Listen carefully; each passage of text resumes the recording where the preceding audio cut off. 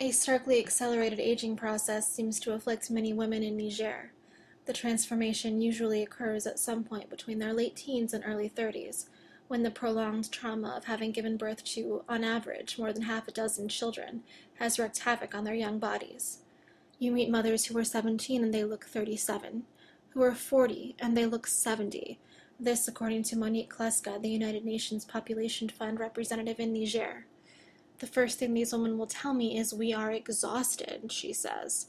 I spoke with a 35-year-old woman trying to obtain birth control in Zinder. She already had 8 children, and her mother-in-law and sister-in-law were asking why she wasn't pregnant again. I told them, "I don't know," she said to me. But the truth was, she woke up every morning, and what she really didn't know was how she was going to feed the 8 she already had. Some days she couldn't. Even though more women are starting to seek out ways to have fewer children or to extend the time between pregnancies, many still view having a large family as a source of pride.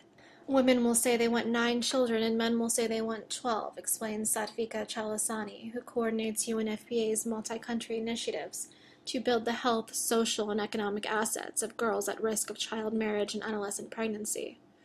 The norm now is to have as many children as possible, Chalasani says, but she's hoping to change that by demonstrating an alternative. It's our belief that this will change things much faster, she says. Rather than telling an adult about a new way of thinking, you can demonstrate how a girl's life will be just fine, and you will be much better off with a family you can provide for.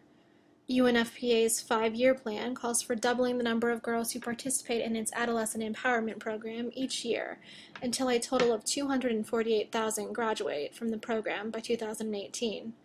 We want to reach 250,000 girls, 1/4 of all adolescent girls in the country, Kleska says. Then you will have a critical mass where this option suddenly becomes both visible and viable.